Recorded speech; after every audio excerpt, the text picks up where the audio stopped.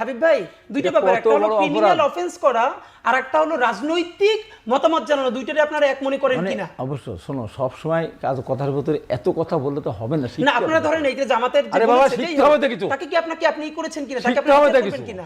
ভাই আমি শিখতে চাই আপনাদের কাছ থেকে, কিন্তু আপনি বলেন না যে জামাতের আমির বলেছে যে তোমাদের সাথে তোমাদের টক শোতে আসাই আসেন না ভাই, আপনি না আসলে তো আমরা মরে যাব না। আমরা ছোট মানুষ, আমাদেরকে বাদ দিয়ে দেন, আমাদেরকে জুলাইতে লাগে না তো জুলাইতে। শুনেন হাবিব ভাই, আপনাদের যে ইনফিরিয়রিটি কমপ্লেক্স, কথার ভিতর কথা, আমার কথার ভিতর কথা বলবেন, আমার কথা মতো আপনি বলেছেন।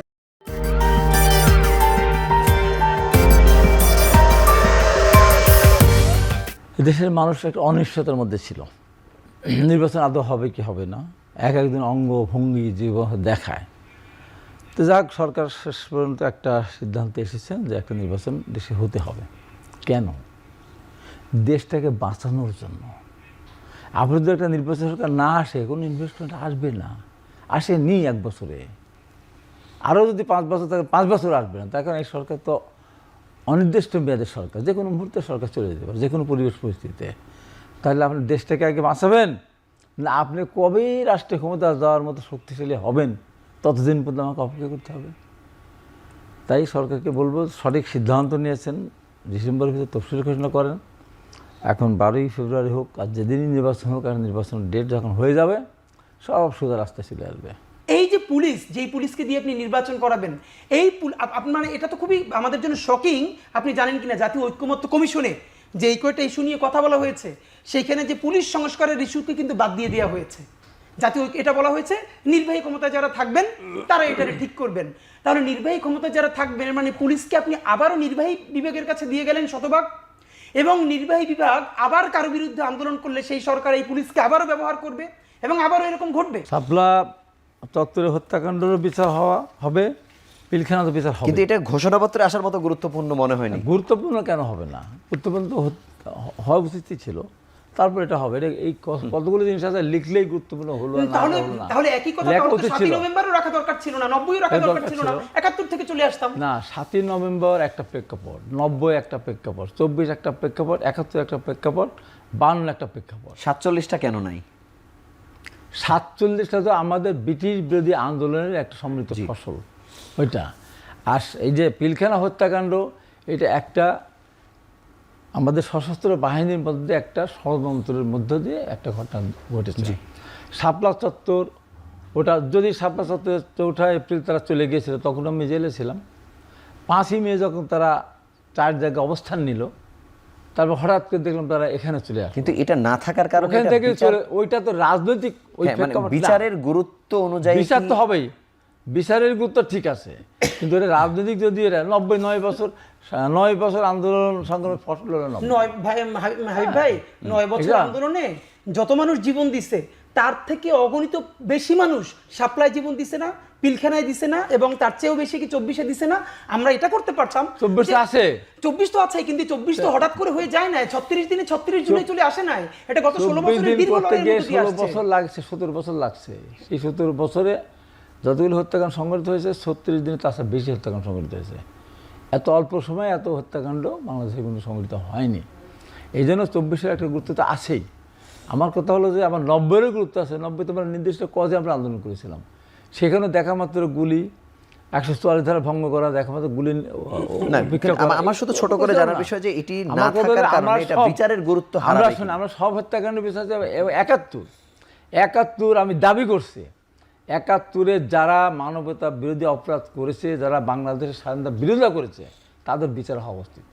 যারা নিজেরা আত্মশিক্ষিত, জামাতের আমির নিজে বলেছিলেন যে আমরা 71 সালে যুদ্ধে অংশগ্রহণ করিনি, আমরা এক পাকিস্তান রাখতে চেয়েছিলাম। এটা বড় কোনো ব্যাপার না, এটা তো কত বড় অপরাধ। হাবিব ভাই দুইটা ব্যাপার, একটা হলো ক্রিমিনাল অফেন্স করা আর একটা হলো রাজনৈতিক মতামত জানানো, দুইটারে আপনারা এক মনে করেন কিনা? অবশ্যই শোনো, সব সময় কথার ভিতরে এত কথা বললে তো হবে না। না আপনারা ধরেন এই যে জামাতের যে বলেছে তাকে কি আপনি করেছেন কিনা, তাকে আপনি করবেন কিনা? ভাই আমি শিখতে চাই আপনাদের কাছ থেকে, কিন্তু আপনি বলেন না যে জামাতের আমির বলেছে যে তোমাদের সাথে তোমাদের টক শোতে আসাই আসেন না ভাই, আপনি না আসলে তো আমরা মরে যাব না। আমরা ছোট মানুষ, আমাদেরকে বাদ দিয়ে দেন, আমাদেরকে জুলাইতে লাগে না নাই তো তখনই জুলাইতে বলেছেন এই পদত্যাগ কই। শুনেন হাবিব ভাই, কি বলো? আপনাদের যে ইনফিরিয়রিটি তোমার কমপ্লেক্স, কথার ভিতর কথা আমার কথার ভিতর কথা বলবে। আমার কথা মতো আপনি বলেছেন। আমি বলি না, একটা বল নাই। আচ্ছা ঠিক আছে, আপনি আমি শেষ করেন, বলবো, তারপর আমি বলি। কিন্তু বলেন। এই আমাদেরকে যে শোনো, অনুমানুষ ওইটা মনে আমরা করতেছেন, শিখেছি। আমাদেরকে জুলাইতে লাগছে ওইটা আপনাদের, আমরা শিখেছি। আমাদের জুলাইতে লাগছে আপনাদের তোমাদের ভাই, ঝুলিতে এখন আর আমাদের লাগার লাগবে কথা না না। আপনাদের। আমাদের জীবন দিতে হয়েছে। জীবন তো বাচ্চারাও দিচ্ছে, আপনারা তো জীবন দিয়ে মন্ত্রী হয়েছেন, বাচ্চাদের কথা কেন বাচ্চারা তো আছে? কিছু হয় নাই। জীবন তো সাপ্লাই দিছে, পিলখানা দিছে, সেগুলো জীবন মনে হয় না আপনাদের কাছে। এইটাই দুঃখ আমাদের। বলে এগুলি তাহলে আপনি বলেন, আপনার 47 কে কেন রাখলেন না? আপনার প্রতিবাদ কেন জানান না? জামাত কেন তুমি প্রতিবাদ জানান না? এখানে শোনো, কথার ভিতর তোমার কথা তুমি বলো, 100 বার বলো। কথার ভিতরে আমি তোমার একটা সিনিয়র মানুষ, তুমি আমার সাথে তর্কে জড়াইতে না ভাই, তর্ক না। আপনারা তোমার কথা তুমি আবার তো কথা বলছো। 90 এর মতো আবার 90, হ্যাঁ 47 আপনারা 90 একটা বলতেছেন ব্যাপার, না। 90 একটা তাহলে ব্যাপার। সাপ্লাই একটা ব্যাপার না ভাই, এটা বলেন। সাপ্লাই বলে দেন। অস্বীকার করছে। তাহলে সেটা ঘোষণাপত্রে নাই কেন? অস্বীকার জামাত করিনি, কেন সেটার আমি বিপরীতে অস্বীকার বলছে করিনি। না? আমার তোমার 71 এর কথা বলে তোমার লাগলো কেন? তাহলে না, কার লাগলো? তোমার আমি কখন লাগাইলাম? এই যে লাগলে, আমি বলেছি আমি আপনারা বললাম যে ক্রিমিনাল 71 সালে মানবতা বিরোধী অপরাধ যারা করেছে, হ্যাঁ।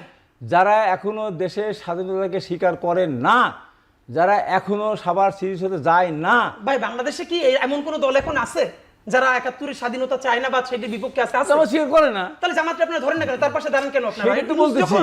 মির্জা ফখরুল ইসলাম আলমগীর সাহেব দাঁড়াইছে, তার বলছি পাশে তো। জামাতের সেক্রেটারি দাঁড়াইছে, উনি কেন বলেন না দাঁড়াতে জামাতের পারে, পাশে আমি দাঁড়াবো না? পরিস্থিতির পরিপ্রেক্ষিতে না, দাঁড়াতে পারে। আপনারা বলবেন, তাই আপনারা বলে যদি আমার কথাই বলবো না। আপনি বলবেন যে না দাঁড়াবো না, আমার কথা মানে এই বলবো না। জামাতের সাথে আমরা দাঁড়াবো না, বিএনপি কেন সেই দাঁড়াবো? জামাতের সাথে তো বিএনপিরও জোট ছিল। না, সেই না। জামাতের সাথে বিএনপি ছিল। কেন জোট করছে? হ্যাঁ, এদের উত্তর আছে তো। জি, মানে আপনাদের পক্ষে সব উত্তর আছে, কি আমরা বলে বলছি এগুলো? এটা এসব সমস্যা। বাচ্চা ছেলেদের সাথে আমাদের আনেন কেন ভাই? কি বলো তুমি? এই আমি এই দেশে এই দেশে শোনো, আপনারা জেল থেকে মুক্ত না, পেয়েছেন, অবশ্যই না, অবশ্যই না। এই বাচ্চারা বেগম জিয়াকে অবশ্যই না, জেল থেকে মুক্ত করছে, অবশ্যই না। এই বাচ্চারা বেগম অবশ্যই জিয়াকে না। সবথেকে সম্মানের সাথে বিয়ে করছে এই বাচ্চারা, আপনারা পারেন নাই। অবশ্যই না না, পারলেন না, সেটা আপনারা দেখেন জনগণের ভোট আপনাদেরকে কি দেয়, দেখেন যদি একটা সুষ্ঠু ইলেকশন হয়। অবশ্যই অবশ্যই আমরা মুক্ত হতাম। কবে হইতো? জেল খাতে- মির্জা আব্বাস ভাই বলছে কি? 1 মাস পরে আরে, করছেন, ঈদের পরে আন্দোলন তো হতে গত 10 পারতো। বছর ধরে আপনারা করতেছেন। ওইসব কথা বলতে না, কত লোকের জীবন গেছে, আমাদের একদিন তারা জামাত তো আন্দোলন বহুদিন করে করছে, জামাত কি পারছে? বিএনপি তো এটা বিএনপির একটা খুব অনেস্ট জায়গা হয়েছে। ধরেন এই বিএনপিতে নোট অফ ডিসেন্ট দিল 10টা গুরুত্বপূর্ণ জায়গায়, এর মানে কি যে আমি আপাতত মানতেছি, পরে মানে আমি কিন্তু আমি এটার সাথে একমত না, কিন্তু মানতেছি আপাতত। এরপরে সংসদে গিয়ে সে যদি বলে যে ভাই আমি তো আগেই জানাইছিলাম, তো আমি এখন প্র্যাকটিক্যাল না, এটা আমার জন্য পারতেছি না, আপনি তো তারা ধরতে পারবেন না, কারণ সে তো বলবে আমি আগেই তো তোমার বলছি নোট অফ ডিসেন্ট দেয়া। তো এখন ব্যাপার হলো হাবিব ভাই যেটা বলছে এইটা ভালো, এটা যদি আমাদের পলিটিক্যাল কালচারটা অতটুকু সুন্দর হইতো। এখন ধরেন বিএনপি আসলো, কিন্তু বিএনপি একটা বাস্তবায়ন করলো না, তো হাবিব ভাই বলেছে যেটা যে 5 বছর পরে তাহলে অন্য কারো ক্ষমতা দিবে। এবার ধরেন বিএনপি আসলো, বিএনপি একটা করলো না, তারপরে ক্ষমতা আসবে কি? জামাত। জামাতও তো করবে না, কারণ তার প্রমাণ হইলো জামাতও যদি ওই জনতার পক্ষের কথাই বলতো, সে তো 47-এর পক্ষ থেকে এবারই করতে পারতো, কিন্তু জামাত এখন 47 নিয়ে রাজনীতি করছে। মজার একটা কথা বলি, জামাতও কিন্তু ঐতিহাসিকভাবে 47-এর বিরোধিতা করছিল, এখন কিন্তু সে 47-এর রাজনীতি করতে চায়।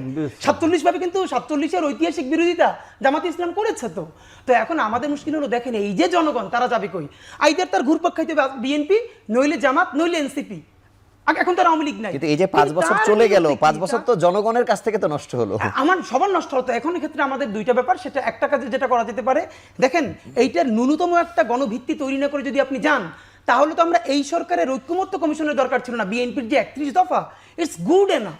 রাষ্ট্র সংস্কারের যে 31 দফা বিএনপি দিয়েছিল, তাহলে আমরা পুরো বাংলাদেশের জনগণ বিএনপির আরেকবার সুযোগ দিতাম 31 দফার উপরে। এবার বিএনপির ধরতাম যে তুমি 31 দফা দিছো, ধরো নাই, তো তুমি যদি এই যে ঐক্যমত্য কমিশন করে এর কোনোটাই বাস্তবায়ন দেখাই যেতে না পারো, অথবা ন্যূনতম একটা আইনি ভিত্তিও তৈরি করতে না পারো, তাহলে তোমার আমরা এত সময় কেন দিয়ে নষ্ট করলাম? আমরা বিএনপি 31 দফা দিয়েছে, আমরা দেখতাম বিএনপি কয়টা পারে, না পারলে বিএনপির বিরুদ্ধে আবার আন্দোলন করতাম।